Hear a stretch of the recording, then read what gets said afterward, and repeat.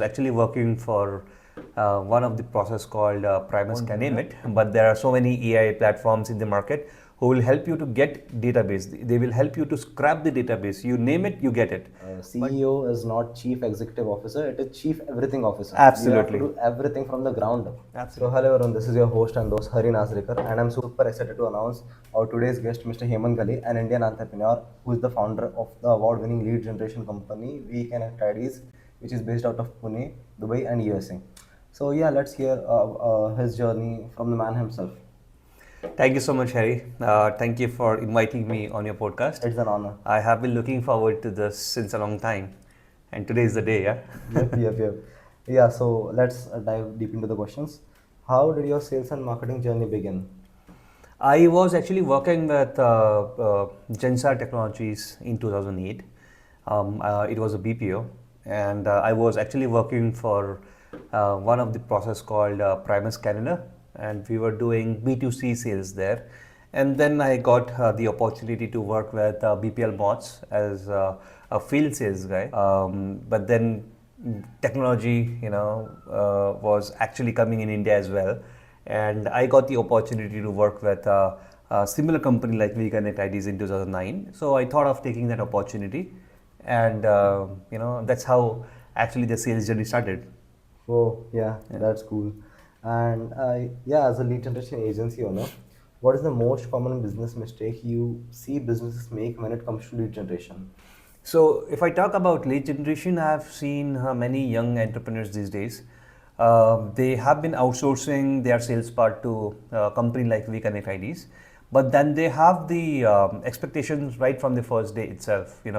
They want to see the closures happening right from the first month, which is actually not possible, to be very honest. When you talk about closures, it's like the top of the funnel, bottom of the funnel, and the middle of the funnel and the bottom of the funnel. So you till the time you reach the bottom of the funnel, you will have to first fill the leads on the top of the funnel, and it will definitely take time.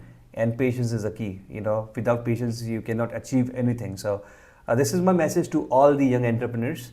Even if you are starting any software company or maybe lead generation company, focus more on getting quality leads which can be converted, and not every call is a sales call. So rather than just focusing on getting the closure on the very first call, try to build the rapport with the customer, which will definitely lead into a conversion in the future for sure. Yeah, that's cool. That's cool. And also, as cold outreach dead in 2025? No, not at all. Cold reach out is the thing which will definitely help you to increase your revenue. It will help you to make your revenue 2x, 5x, 10x, depending on the number of reach outs that you're doing. You cannot solely rely on references. Even if I say that, okay, Harry, I have some references for you, maybe it will be 3, 5, or 10, not more than that. What after that? Only cold reach out will help you to do the mask reach outs and get more closures. Oh, yeah, that's cool. And how do you approach cold outreach differently from everybody else? So we still follow the old school method. I know AI just around the corner, and most of the companies are actually now implementing AI platforms and technology.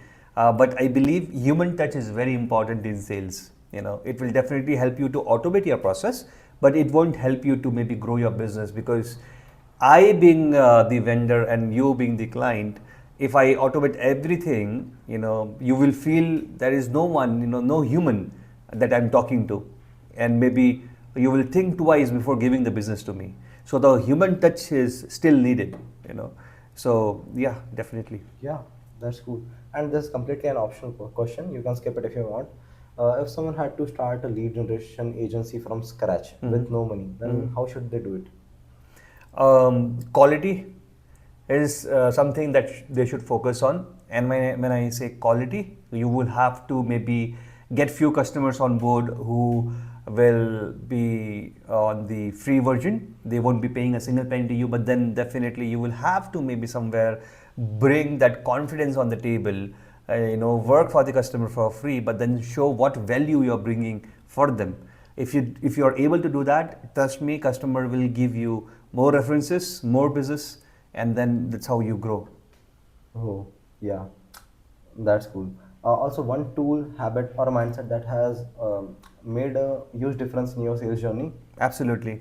Like I was mentioning, AI technologies in the market right now, but we always relied on LinkedIn Sales Navigator. In fact, LinkedIn, I started using LinkedIn in 2009, like I said, even before Sales Navigator came in. But now, because Sales Navigator is there, it is actually a helpful platform where we get 99% verified data. We have so many platforms. I won't name it, but there are so many AI platforms in the market who will help you to get database. They will help you to scrap the database. You name it, you get it, but you will have to compromise on the quality there. Unlike LinkedIn Sales Navigator, if you have a research team who can maybe play around LinkedIn and get you the database, which can be so much helpful to the sales team. Yep. Yeah, that's cool. And also, before the podcast, we were having a conversation, and yeah, we were discussing about why doesn't Hemant sir believe in the word in the title CEO. So yeah, can you explain a bit more on that? Absolutely.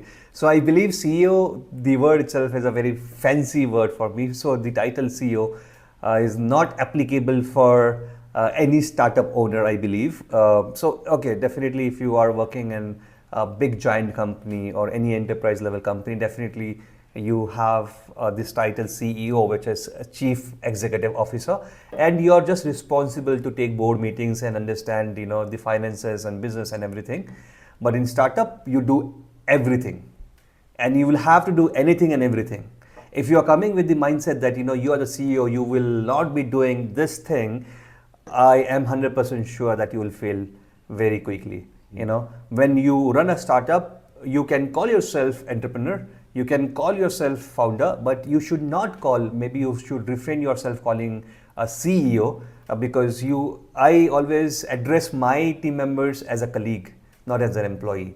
Because when I started in 2019, nothing has changed. I'm doing the same thing when I was doing in what I was doing in 2019. Though I have my people who are doing the groundwork, but I have to get into their shoes to understand what challenges my team members are facing. Oh, yeah, that's a great mindset to have, guys. Yeah, and also as an entrepreneur, you have seen many lead generation companies and many other startups come, and they have quit maybe in an year or two. So why do startups fail in general? Mhm. So they come with the mindset that maybe they have this thought that if we start a business, we will be rich overnight. But it's other way around actually. If you're starting a business, any business, for the matter of fact, for a year or so, believe me, you will have to keep your whatever things that you have, your luxurious thing, you will have to keep it aside. You will have to cut down things. You will have to cut down on parties and stuff like that, because for 12 months you are actually on the path where you have no clarity. It's a blurry vision, right? It can work or it cannot work, So if you are coming with the mindset that you will be rich overnight, that is wrong information. Let me tell you this. Number two, if you are starting a business and you have the goal of doing something big in the coming days, maybe coming year, and you keep that consistency, that is important. If you want to make quick money, maybe invest somewhere, like SIP, or be an employee. Do not enter the journey of entrepreneurship. I am telling you, this is the journey of entrepreneurship is so risky, so risky. I have seen people taking pills while going to their bed at night. So yeah, it is that risky. Yeah, damn. Yeah, that's cool. So yeah, I guess that was it. So the main take you should take, guys, that CEO is not chief executive officer; it is chief everything officer. You have to Absolutely. do everything from the ground up. Absolutely. Yeah, so it's not an easy journey coming from the entrepreneur himself. Yeah, hope you have all derived some value from this podcast. And once again, thank you, Mr. Hemant, for coming on the podcast. It was an honor to have you, Thank you and so much, Harry. hoping to do more podcasts with you soon. Absolutely. Yep. Pleasure. Thank you. Thank you. Thank you, guys.